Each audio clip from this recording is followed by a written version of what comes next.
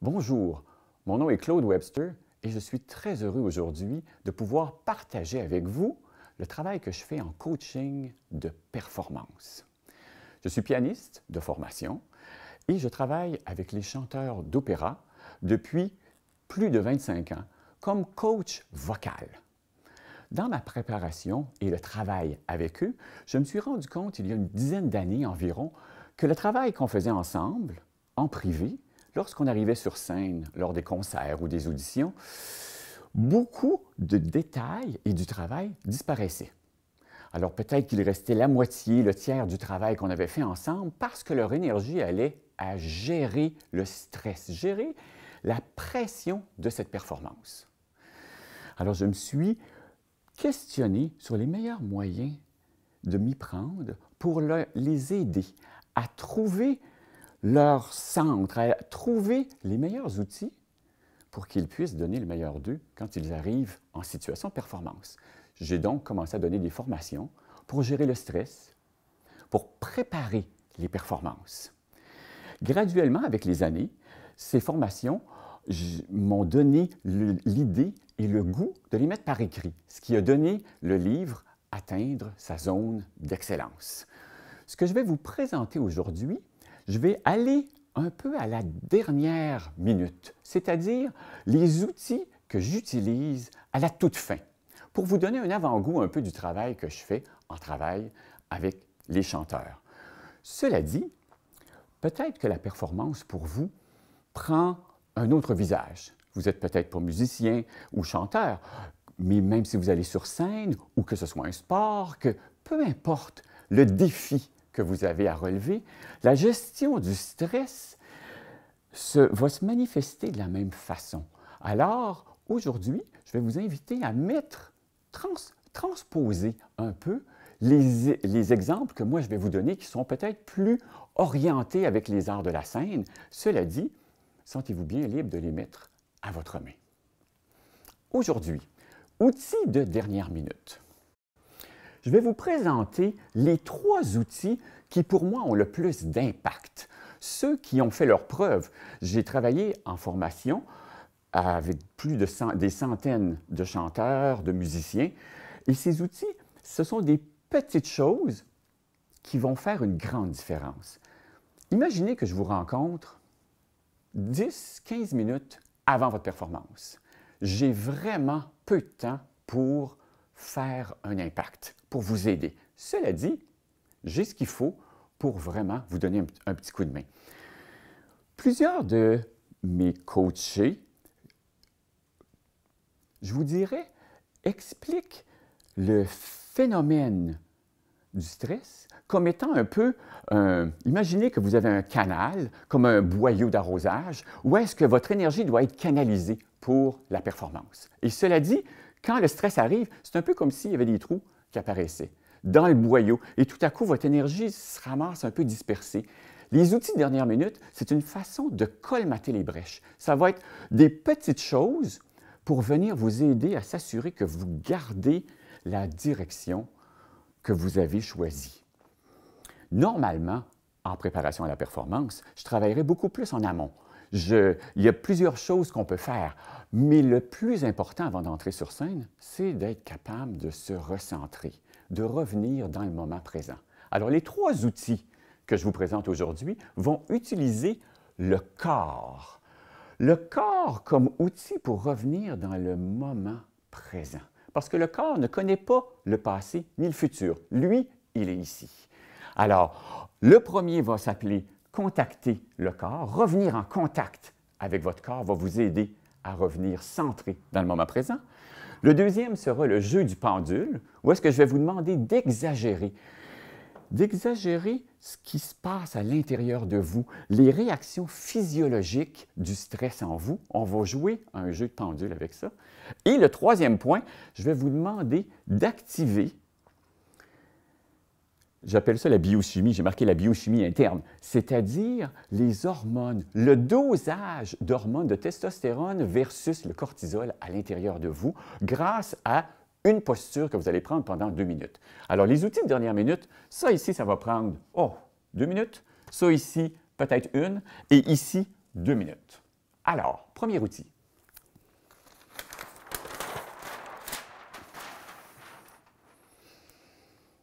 Le stress se manifeste en général de deux façons, deux extrêmes.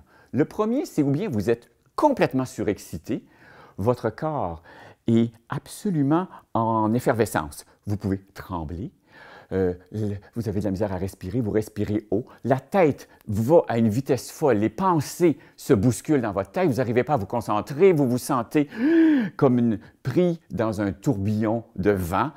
Ça peut prendre toutes sortes de formes, même à l'intérieur de votre ventre, ça peut être dans les jambes, vous ne sentez plus vos jambes. Ça, c'est comme une surexcitation, une suractivation de tout votre système.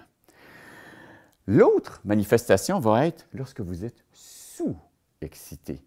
Il y a des gens qui m'arrivent à l'arrière-scène, juste avant de commencer, puis qui font « Oh, je ne serai pas capable aujourd'hui, j'ai pas d'énergie, je suis mort, j'ai mal dormi, je ne suis pas assez en forme, je ne sais pas comment je vais faire. Oh, je suis tellement pas nerveux. » Dans le fond, ce n'est pas qu'ils ne sont pas nerveux. C'est que le stress, les nerfs prennent une autre forme. Ils prennent une forme où est-ce qu'ils sont en train de le stress les coupe de leur énergie.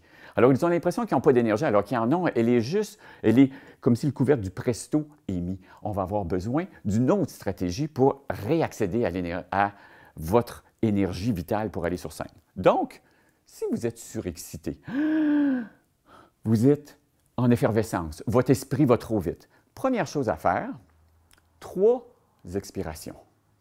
Alors, imaginez que je suis juste avant d'entrer sur scène et je fais « Oh mon Dieu, que ça va vite, qu'est-ce que je fais? » Alors, j'ai besoin que vous alliez au bout complètement de votre expiration. Pas inspirer, expirer. Alors, si je vous le fais, première.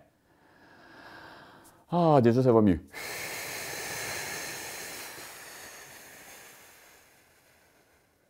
Ah, j'ai déjà plus d'air. Troisième.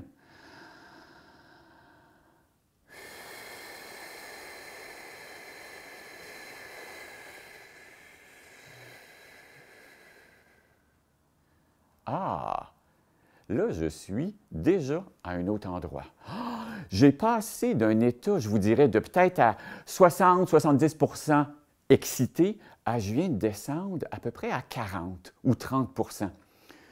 Je ne serai peut-être pas à 10 % ou à 5 comme je le suis dans mon local de pratique, mais à 30 %, j'ai tout ce qu'il faut pour gérer une excellente performance. À 60 ou 70, je suis trop dispersé. Mon boyau d'arrosage a trop de trous. J'arrive pas. J'ai besoin de redescendre. La respiration nous permet de se recentrer et de revenir ici. On a souvent l'impression qu'on manque d'air quand on est nerveux, alors que c'est le contraire. On ne manque pas d'air, on en a trop. On fait un peu de l'hyperventilation. Alors, une expiration n'est pas assez. 3, une après l'autre, et tout à coup, vous allez sentir que, ah, là, vous êtes prêt. Peut-être que vous êtes prêt à entrer sur scène ou peut-être que vous êtes prêt à utiliser un autre des 2 outils. Alors, si vous êtes sous-excité, vous n'avez pas d'énergie, vous êtes mort. Vous avez besoin de revivre, de ramener les sensations à la surface de votre corps. Ce que je vous propose de faire, j'appelle ça tap-tap, vous allez avoir besoin de réveiller le corps. Alors, 2 fois, aller-retour sur les bras. J'espère que je ne ferai pas trop de bruit avec le micro. Une deuxième fois, ici. Et normalement, je fais tout le corps. Oh, ça me permet justement de réactiver tout mon système. Les jambes, même chose, en descendant en avant, en arrière. Je fais 2 fois de chaque côté pour être sûr de vraiment me réveiller. C'est comme si je réveille le corps. En avant, en arrière. Même chose avec le bassin, le ventre, le dos. Et je finis avec la tête, plus délicatement quand même, avec la tête, les cheveux. Mes chanteuses ne veulent surtout pas défaire leur peignure. Alors, on y va très, très, très légèrement, mais l'idée étant d'amener des sensations. Vous amenez des sensations, ah, et tout à coup, vous faites comme, là, vous allez vous sentir réveillé. Ah, l'énergie est revenue. Vous aviez besoin de réactiver ce canal-là pour que là, là, je suis revenu. Peut-être que vous allez avoir besoin de faire les 3 expirations parce que là, tout à coup, le sourire est prêt à revenir. Vous êtes reconnecté avec votre énergie. Alors ça, c'est le premier outil pour vraiment revenir dans le moment présent. Deuxième, le jeu du pendule. Ce que j'appelle le jeu du pendule, c'est d'exagérer ce que vous vivez au niveau de votre corps, au niveau de l'excitation, de la peur, de la manifestation du stress. Si j'ai tendance à trembler avec les mains et j'ai tendance à respirer haut, je vais vous demander, imaginez que ici c'est le centre, ici je suis très nerveux. Alors on va aller là faire une caricature de ça. Ça peut même vous faire rire, tant mieux, l'humour va vous ramener au centre, ça va vous faire le plus grand bien. Alors si j'exagère, j'ai tendance à trembler, j'ai tendance à me sentir fermé. Bon, bien je me ferme et je tremble. Puis là je fais, oh mais dans ma tête, ça fait, mon Dieu, qu'est-ce qu'il y en est? Puis maintenant, je prends le pendule et je l'envoie de l'autre côté complètement. Alors de là, à être fermé, tendu, brassé, nerveux, je vais de l'autre bord, le contraire. Mais le contraire, c'est de m'ouvrir complètement, c'est d'inspirer et de me sentir que je vole, c'est de me sentir... Peut-être que pour vous, ça va prendre toutes sortes d'autres formes, mais là, tout à coup, je fais « Oh, là, j'expérimente autre chose ». Cette idée de pendule va vous permettre de retrouver la souplesse que vous avez besoin pour avoir accès à vos ressources, pour pouvoir donner le meilleur de vous.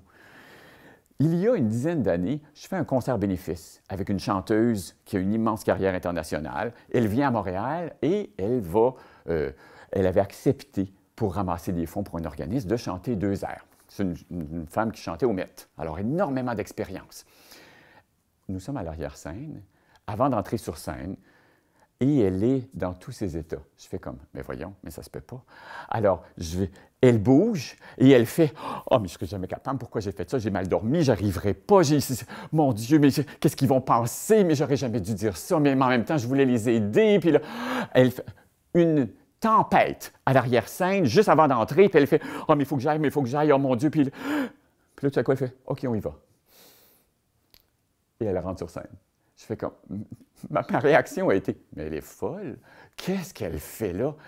Elle a exorcisé ce qu'elle vivait. Le stress, elle lui a donné une voix, elle l'a sorti, elle en a fait une caricature, puis après ça, elle a fait exactement le contraire. Elle a levé les bras, puis elle a fait, on y va. Puis là, elle est rentrée. Et elle a chanté comme une déesse. C'était extraordinaire. Elle s'était libérée de cette énergie-là et de cette tension. Alors, moi, j'appelle ça, j'ai baptisé ça le jeu du pendule. Alors, ça, c'était le deuxième outil. Troisième,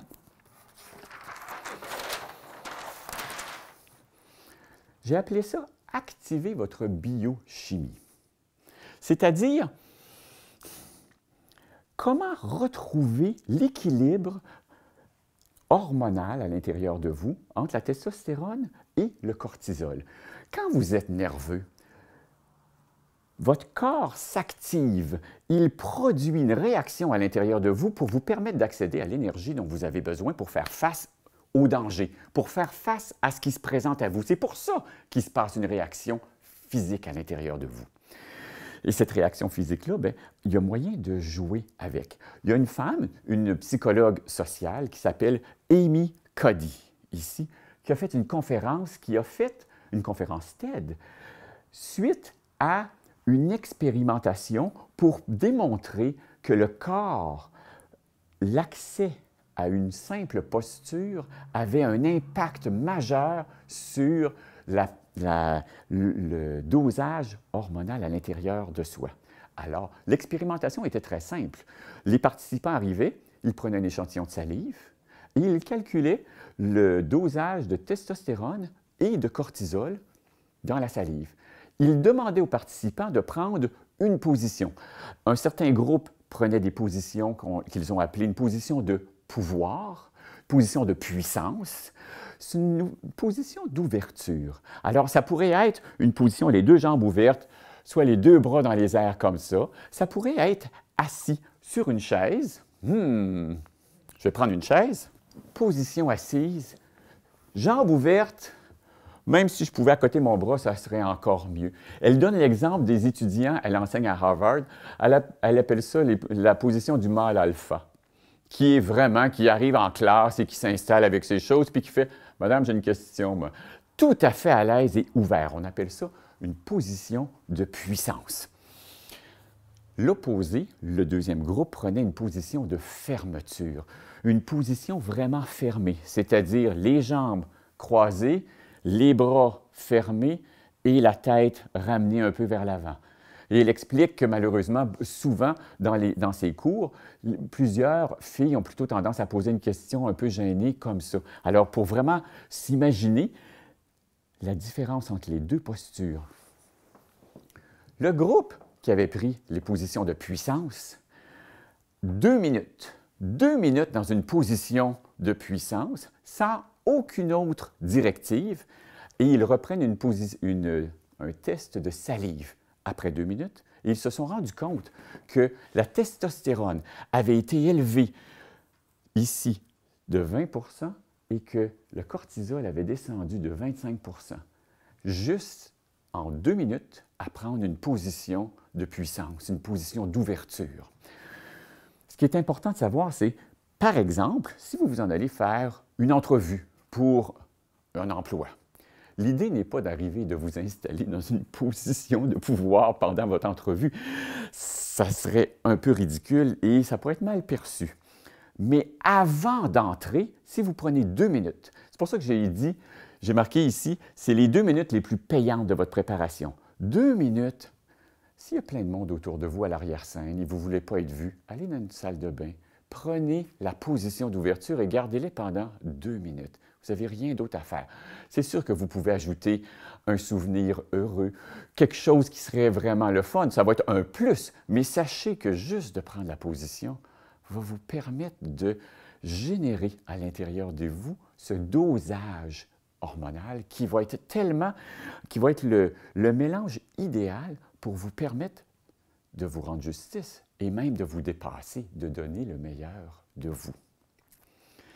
Alors, ces 3 outils de dernière minute sont des petits pas. Ce qui est important de savoir, à mon sens, c'est que la connaissance n'est importante que si elle est mise en action. Vous avez beau savoir que si vous prenez une position de pouvoir, que ça va générer un dosage hormonal à l'intérieur de vous, si vous ne le faites pas, ça ne changera rien à l'intérieur de vous. Ce n'est pas de le savoir qui compte, c'est de le faire. Alors, je veux vraiment vous encourager à explorer. Est-ce que c'est l'expiration, aller au bout de votre air? Est-ce que c'est vous libérer, exagérer complètement, réveiller votre corps, exagérer, faire le pendule, ou prendre la pause? Lequel ou dans quel ordre allez-vous découvrir le dosage idéal de ces outils-là pour vous aider à rentrer sur scène au meilleur de vous? Alors, merci infiniment d'avoir pris le temps de m'écouter et j'espère avoir le plaisir de vous retrouver bientôt pour continuer cette préparation à la performance. Merci.